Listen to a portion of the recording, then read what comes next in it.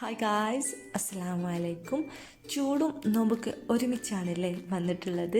അപ്പോൾ ഈ നോമ്പ് കാലത്ത് ഉണ്ടാക്കാൻ പറ്റിയ ഒരു അടിപൊളി ജ്യൂസിൻ്റെ റെസിപ്പിയുമായിട്ടാണ് ഞാനിന്ന് വന്നിട്ടുള്ളത്. നമുക്ക് വീഡിയോയിലോട്ട് പോകാം. Welcome back to my channel.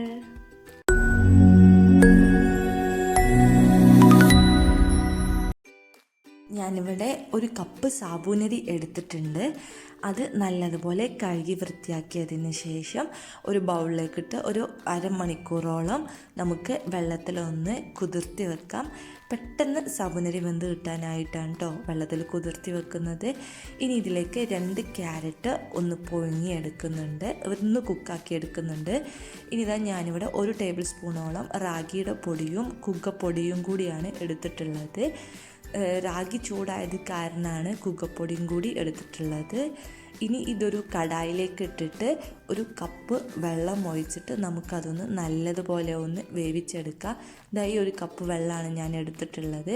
എന്നിട്ടത് നല്ലതുപോലെ ഒന്ന് ഇളക്കി കൊടുക്കുക. അതിൽ കട്ട പിടിച്ച് നിൽക്കാൻ പാടില്ല. നല്ലതുപോലെ നമുക്കതൊന്ന് ഇളക്കി കൊടുത്തിട്ട് നമുക്കതൊന്ന് വേവിച്ചെടുക്കാം. അങ്ങനെ അത് വേവിക്കുകയാണ്. ഇത് വേവിക്കുമ്പോൾ നമ്മൾ ഫ്ലെയിം ആദ്യം മീഡിയം ഫ്ലെയിമിലാണ് വേണ്ടത്. എന്നിട്ട് ഇത് തിളച്ച് തുടങ്ങുമ്പോൾ തീ ഒരു ലോ ഫ്ലെയിമിലാക്കിയിട്ട് നമ്മൾ കയ്യിലുമെന്ന് കൈയെടുക്കാതെ ഇളക്കി കൊടുക്കണം. അങ്ങനെ നല്ലതുപോലെ ഒന്ന് ഇളക്കുമ്പോൾ അതിങ്ങനെ കുറുകി വരും. ഈ ഒരു രീതിയിലാണ് കേട്ടോ വരേണ്ടത്. ഈ ഒരു രീതിയിൽ കുറുകി വരുമ്പോൾ നമുക്ക് ഫ്ലെയിം ഓഫ് ചെയ്യാം.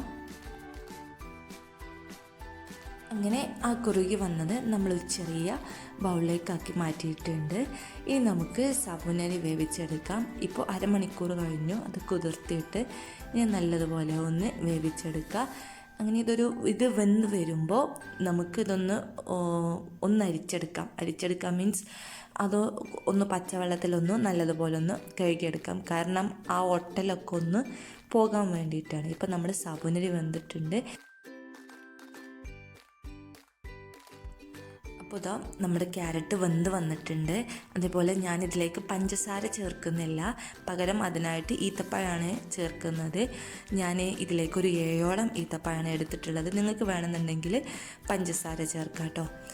അങ്ങനെ അതൊക്കെ നമ്മൾ മിക്സിയുടെ ജാറിലേക്ക് ഇട്ട് കൊടുത്തിട്ട് കുറച്ച് വെള്ളം ഒഴിച്ചിട്ട് നമുക്കത് നല്ലതുപോലെ ഒന്ന് അരച്ചെടുക്കാം. അങ്ങനെ ഞാൻ അരച്ചെടുത്തിട്ടുണ്ട്. ഇനി ഞാനിതിലേക്ക് പാലാണ് ചേർക്കുന്നത്. നിങ്ങൾക്ക് വേണമെന്നുണ്ടെങ്കിൽ കട്ടപ്പാൽ ചേർക്കാം, അല്ലെങ്കിൽ നോർമൽ പാലും ചേർക്കാവുന്നതാണ്. നല്ലതുപോലെ അടിച്ചെടുക്കുക.